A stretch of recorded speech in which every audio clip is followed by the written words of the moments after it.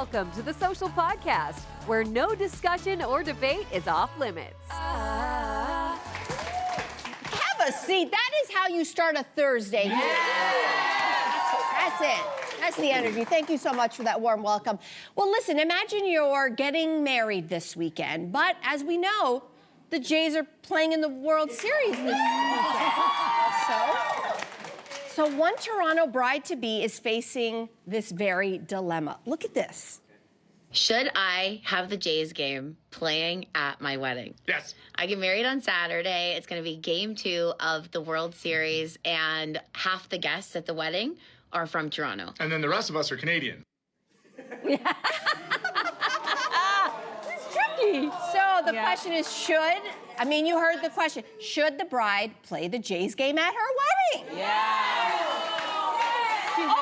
We have a few people. Okay, that's interesting. We have a couple no's. I feel like people are going to watch it regardless, so why not try to incorporate it? I would make a rule. Because I do think baseball can be watched on mute. It's not as good, but I think that's a polite thing to do. Okay. Have a little station. The last wedding I actually went to, it coincided with the last Tragically Hip concert that they broadcast nationally. Yes. And so there happened to be a little room in the back with a flat screen TV, and people came and went, and it became almost like a little social setting. Obviously, people weren't sitting and watching during the vows or anything, but it just became like, you know how you're mixing and mingling during a wedding? Yeah. It just became a station. Oh, like interesting. You go, you check in, and then you come back. Check in and then you check out. I They mean, have a dance. I like the way you're handling it. Yeah. I like it. I mean, I'm just gonna go out and say, like, if it's so important to you to see, maybe you just don't go to the wedding. I know, guys. No, I see it. I just think like this is, I didn't get legally married. I think you can do things in an alternative way. And I guess if all my guests were super, super fans, I may amend this. But to me, it's like, this is one day of your life. And this isn't the final game, right? This is the beginning of the playoffs. Or second game of the playoffs. Yeah. It's not like the duel. And the thing is that like, I can understand for big fans that this is a dilemma, but there's PVR was invented for a reason, and you can't do that? You can't do that? We're not PVRing. That's a good point about game 2. That's a good point. No, this is the World Series, ladies. I'm watching that game live, PVR it. First of all, if I watch, I don't watch, I'm gonna hear what's happening, and then I won't know. You go to the bathroom and you check it on your phone? I'm okay with that too. First of all, I've gone to events, I've hosted events for regular season games and seen grown men who are like this the entire time. That's not even World Series. So I think it's inevitable that everyone's gonna watch. I don't know about that room, because you know what would happen? Everybody's just gonna go to that room and stay in that room. What I would do is like, just let people have it on the table so it's there, or a big screen somewhere so it's in the room so everybody can be in the same room. Section them off, I don't think it's a great idea, but You like the muting? You like the muting? The muting is fine. You know what? The muting is fine. I also think that during the ceremony, that's the only time I'd be like, please do not look at your phone. This is a ceremony. The reception, sure. Okay, let's. Okay, go. Yeah, no, I was gonna say, I don't know what kind of wedding they're having, because weddings look all the different ways. Because, you know, if you had a Catholic wedding, I don't know if they're Catholic, you'd have the church early, and then the reception, my reception didn't start until 6 p.m., which means you could technically get a lot of that party underway. The party's going, and then the game starts at 8 p.m. Eastern. But that very means it's reasonable. like, isn't this out west? Isn't this in Calgary, these people who are getting married? Or No, it's Toronto. Oh, they're in Toronto. Okay. So like 8 o'clock is a good start. So I just think like this, and she looks like she's already on board. This looks like a fun couple. I don't think this is gonna be, because I thought to myself, if she's a hard no and he clearly is a hard yes, this marriage is over before it begins. No. And that's not the case. No. So she clearly no, that's what I said. She looks like she's on board. Yes. I think she's on board. So I think it's gonna happen. Hey, what if they lose, though? No, you have to be smart. No, listen. Okay, I want to talk to the bride. Okay. It's a good point. Okay. No, she brings up a fair point, because there's the pregame vibes where we're like, like, let's say we win or lose on Friday, we're gonna be extra excited for Saturday's game, right? So she's got to do really smart work here. She's got to have the playlist ready. Okay. Because if they lose, which is not do or die, we know it's only game 2. You said. All right. You get the playlist ready, which is we'll get him next time. Because you know the vibe could be killed, so she needs the playlist to make sure she brings everybody up. I'll tell you something, as a Jays, that's great. Yeah. Good point. But I'll tell you, as a Jays fan, there's not one song on that iPod that is gonna change my mood if we lose.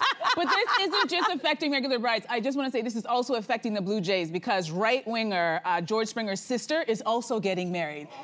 She's getting, She's like, this was not on my bingo card for 2025. She's getting married a week after the World Series. So I'm sure all of her pre-wedding stuff, no one's attending that. So for brides out there, it's not just you, also the Blue Jays, they're feeling it as well. No, you know what? The difference is George Springer will be at her wedding. But what mood will he be in if they don't win the World Series? It kind of mimics like an actual wedding. Sometimes they take and sometimes they don't. So the vibe will be the same, right? That's true. Okay, we're keeping with sports, but we're moving on to this. In an interview with NBC, Michael Jordan revealed that he hasn't picked up a basketball in years, okay? So he said that he was recently asked to shoot a free throw and he got really nervous. But of course, he swished it. So could you picture yourself stepping back from the thing that you loved the most in life and like never turning back to look at it again? Listen, I get it from his perspective. If I could put myself in Michael Jordan's shoes for a minute, I get it. I actually think this is showing a really high level of self-awareness. Yeah. He is the Michael Jordan. I don't think, he said today, if I could take a magic pill so that I could play at the level I used to, that's the only way he'd ever get back in the game. Yeah. He understood when to leave. He understood when to leave, which is a very hard thing for champions to do. The second thing is he has stepped away from the game almost completely. We've seen him almost not at all. He has minor ownership in things. If you guys know, this actually came out of an interview because he is kind of back. NBC has just hired him to be a special contributor for this season of the NBA. Yeah. So you're going to start to see Michael Jordan more, and I hope we do because I quite enjoy Tom Brady doing the same in NFL coverage. I would love to see Michael back. I think he's showing a high level of intelligence and self-awareness to say, I cannot be at that level, so I know when to walk away. And P.S., he's crying himself to sleep every night with the $330 million a year he makes with Air Jordan. He's just fine. You know what? Michael Jordan is never gonna touch a basketball, and it's our fault. It's my fault. It's yes, you too, it's your fault.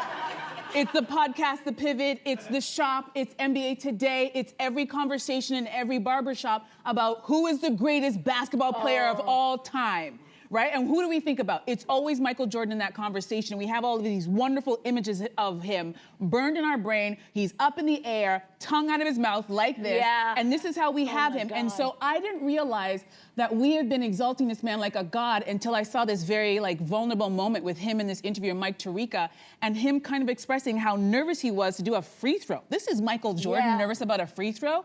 He's like, but he realized all the kids who are watching, their parents for the last 30 years have been building him up to be this great guy, and he got nervous. And I'm like, we did this to you. We kind of put you in this golden cage because you are the greatest. And at the end of the day, he's a 62-year-old man today, and he is a regular man. He was great at what he did, but he's not some kind of god. But we've been talking about him in that way. I don't think we expect that of him.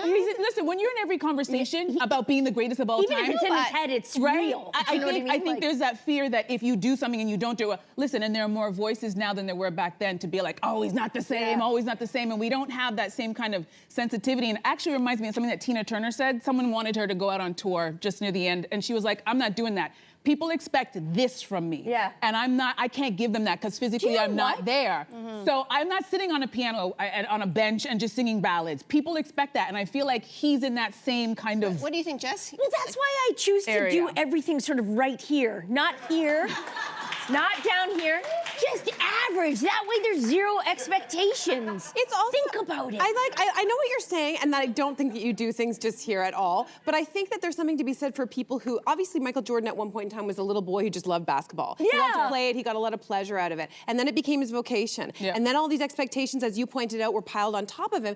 And I think it's sad when we have this happen. I'm sure people can relate to that idea of you take something that you love, it's our side hustle culture, and then all you of a get sudden, paid for when it. you get paid for it, it suddenly can suck suck some of the pleasure. Yeah. So in a way, this is like, I mean, I found it striking that he said years. Like, this is a man who has children and grandchildren. Yep. You're telling me that even when the cameras are off, you're not picking up a basketball just for you? That to me That's is sad. like, that's very sad, and it's something for us to all, like, maybe be careful what you wish for sometimes, because it can suck the pleasure right out of it if you don't watch Or what he you got want. totally fulfilled. Remember, but this is a guy, He but got wait, this is a totally guy who would fulfilled. win a game and then go and practice for 3 hours afterwards. Like, he was really, really into it and like put his body through so many things. So I understand him kind of stepping away. I get it. Or maybe he got totally fulfilled and he's all good now.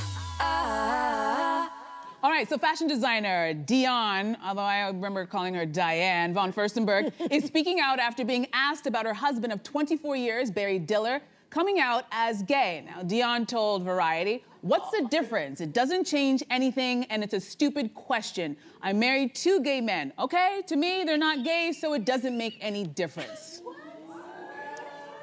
Okay, wait. So what do you think of Diane's reaction to the interviewer's question here? You already let me know you guys aren't here. I mean, it's very provocative, right? Like, all of us are kind of going, wait a minute, how does that work? But I think it's really interesting because she's opening up the conversation of like, what does this spectrum, this rainbow of sexuality really mean? And a few years back when you heard like the young kids starting to talk about all these little different, I think there's something like 50 different sexual identities. I'll admit, I was kind of like, what? Yeah, really? Are there? And then I started reading them and being like, well, wait a minute. Am I one of these things? Yeah. Like, for example, pansexuality refers to anyone who, when you have an attraction to anyone, regardless of gender or gender identity. They're just attracted to the person. And similarly, there's something called sapiosexuality, which refers to an attraction first of intelligence. That you actually don't care so much about the body, you're attracted to the intelligence. So I don't know about the dynamics of how Diane and her partner work, whether or not they're having traditional intercourse, whether they find pleasure differently, whether they just define it differently. But the fact that she doesn't care means we shouldn't care either. Yeah. Oh, You know wow, what? nicely said. That's an interesting take.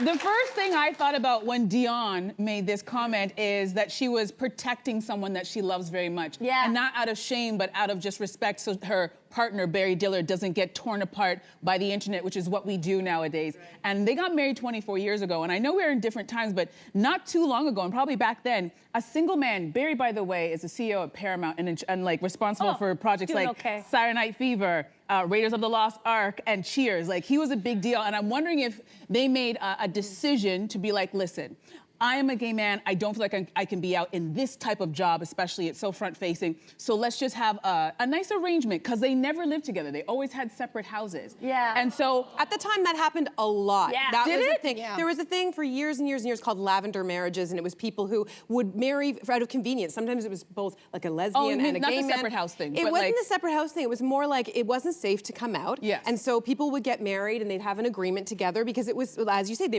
wanted to raise a family. I think that happens less and less now in this day and age than back then, because we have more options and opportunities. Yeah. I just want to jump to the idea that why this is challenging, and why I think, listen, it was fair for the reporter to ask the question.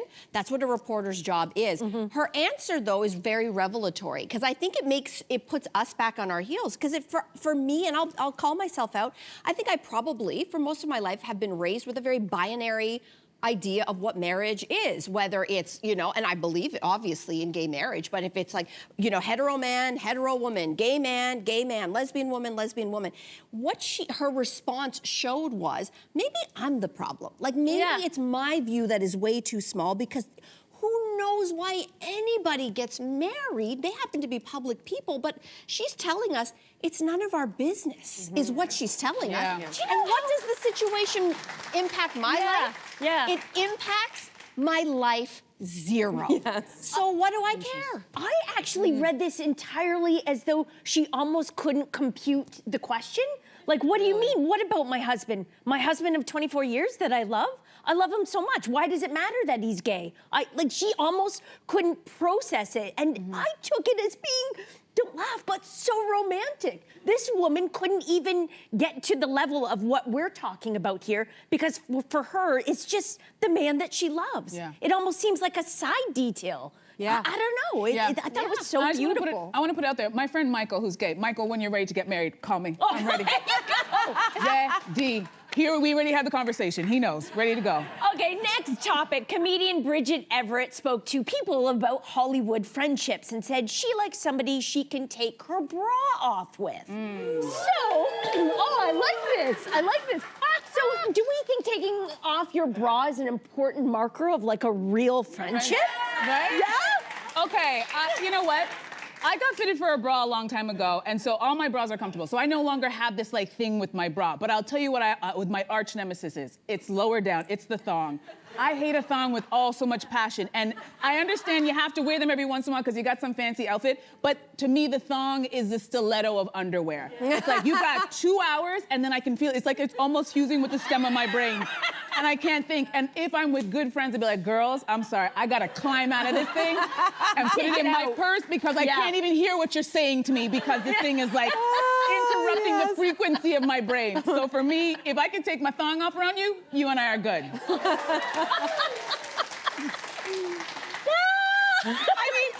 I do love this. I do. I feel like when I take off a bra, a comfortable bra, it's like a bra-gasm. You know that feeling? Yeah, I just had one. Just my thinking God, about right? it. Yeah. Such a good thing. But you know what? Another more important, almost marker of like I know I'm really good friends with somebody when they show me their house when it's a mess. Yeah. I love walking into someone's house and it's like, oh my God, you know. It looks like people live there. Oh, I love it so much, and it means that you feel safe enough to show me your non-perfect home. And I know, like that was the first reason why I fell in love with my friend Josie. Was that she's like, oh my God, the house is a disaster today. I was like, you trust me, and I'm in, and because it takes a lot for me to do the same. Yeah. Mine's a little different, my marker. Bra, yeah, but always, I'm never able to take off my bra in front of friends, like full expose. Like I kind of do it under the t-shirt or with my back. Because she's modest, she's so modest. Yet, my marker is, if I let a toot out in front of you, and it's not even by accident. This is, and not even a toot, it's a Cracker Jack. Like if I know it's gonna be a Cracker Jack. She does do this. She does this all the time. It's like a marker of like, I think we're gonna be friends. Oops. And then if the reaction is like, oh, you little Cracker Jack. Jess is farting again. I'm like, that's my gift to you. I love it. Oh my That's God. your farts have brought so much joy. Yeah. They really have. It's the derriere equivalent of your nose snort. Yeah. This one I can control. This one I can't. Interesting. Okay. Yeah. I'd argue that you can't control that one either. But that's for another conversation. The practice I put in. Hours and hours, the 10,000 hour rule. You're the Michael Jordan. I'm the Michael Jordan farts. You're awesome. So listen, Kristen Bell is taking a lot of heat after celebrating her anniversary with a post on Instagram that many are calling, well, tone deaf. Here's what it says. Here it is. Happy 12th wedding anniversary to the man who once said to me, quote, I would never kill you. A lot of men have killed their wives at a certain point. Even though I'm heavily incentivized to kill you, I never would. Okay, comment section was really divided on this. Some people like, other celebrities saying, this is so funny, it's so sweet, and a lot of people saying, this is totally tone deaf. So is the backlash warranted? It is. It is, but I don't also want to sit here and be a hypocrite. I have a very dark sense of humor, like the type of sense of humor that would make the CRTC clutch their pearls and send this show right into reruns. But I do have the common sense to know where those jokes can be told. And what I'm really baffled by is that Kristen Bell, 45, her husband Dax is 50. These two have been in the industry for over 3 decades, that they did not have the common sense to know that that was a joke for the two of them and not for the world to see. And to make matters worse, it's Domestic Violence Awareness Month. Ooh. So that just kind of really drove it home. So I'm just kind of going, I get it. We all have that weird, dark sense of humor, but where was the common sense? Like, you also have children. Like, I don't understand what they were thinking. And if I were one of their friends, I'm like, just talk to me. What was going on in your head? Why did you think this was going to land? The post is still up. Is it? Yeah. Is it really? I just checked before the show. Wow. But anyway, so she doesn't regret it, I guess? But she's turned off comments or something like that? I still read them. Yeah, she turned off the comments. But wow. Well, I'll be honest, I saw this in real time. I was on the GO train going home, saw it, and then had a little chuckle to myself like I was having a conversation, a private conversation using dark humor with a friend. And then there was a moment where it sort of caught, and I was like, oh boy, this might not turn out well. But then there was part of me that thought, she would have known that. She's not dumb. No. And she still put it out there, but in a sense, I wasn't upset about her putting it out there. I was like, oh, maybe she has faith that her audience and her friends know that by her saying that, it's not her condoning spousal abuse or domestic violence. People know better than that, right? No one's gonna think that this post is being like she's championing it, but she was wrong. And I think that was her error in trusting humanity. It's trusting humanity, but like we all know, right? I know, but we've seen people get canceled for less. I know, but maybe the problem is then that social media commentary, and this is like, oh, way to go, Jess, this is a real you bring big up a good brain point. moment, like it's dumb. Hold on a second, guys, she has 15 million followers on Instagram, and when I looked at the demographics, so does she have a duty? They are largely women. Yeah. And I just think to myself, we know better, and we are not big Hollywood celebrities. Aren't we then talking down to women by saying that they don't know better? I think it's more like if you have been touched by domestic violence and you see a comment like that, all you can see is how upsetting that kind of a comment is. One comment was, here's one of the comments, I was in an abusive marriage for 23 years and I love this post. Well, if you don't want to be triggered, get off the internet. I don't think it's about triggering. And I feel the opposite. It's not, I don't think it's about triggering. It's that, to me, she's missing such a huge point about this, humor or not. The idea of why domestic violence is so wrong to make any kind of joke of publicly is the idea of combining love and violence. This is a post about an anniversary, and you're also saying, I could have killed you. In fact, I have a lot of reasons to kill you, and I haven't. Like, I just think this is the reason why domestic violence, and by the way, we are in the midst of a femicide. There are 140 women and girls every day around the world that are killed at the hands of a partner or a family member. That is one woman or girl every 10 minutes. In the course of this show, do the math. This is not a joke, Kristen. I don't know how you can be that big of a celebrity and be so in tune with all these really great social justice issues and not understand. Don't mix love and violence in an anniversary post. Keep that for your cocktail party. I know, but here's the deal. Let's not go. This is also a woman who has not hurt anybody. I know this was very stupid, but I also feel like this is a question I ask a lot of adults. Why does everything you do need to be online? Why does every thought you have, everywhere you go, everything you buy, always have to be posted? And this is a prime example of like, you could have just said this to each other, chuckled, and it could have just moved on. I think one of my major problems, everything you said was so beautiful, and I hope everyone knows that I agree with everything you just said. I think my problem is with the people who comment, who feel like they have to chime in on something. Though, I've never had that impulse to tell someone online that I'm upset with you. I hear what you're saying. Do you know what I mean? do. Like, if I get upset by something I read or see on the television, I have conversations around people around me, like the idea of writing to a celebrity and saying, and shaking my finger at them and saying, you should know instead of better. going to your therapist and trying to talk to them? Do you think that you don't do that? Because none of us do that because we are on the receiving end of a lot of that hatred. You'll wear an outfit and there'll be 10 million things about it. So maybe that's why we don't do it, because we know how it feels. And maybe the average person who can, like, without a photo, without a name, feels very confident to really take you down. What does it give them, though? Then she might have. You know what? That's between them and their therapist. Yeah. Subscribe to the Social Podcast so you don't miss a fiery debate. Until next time, socialites.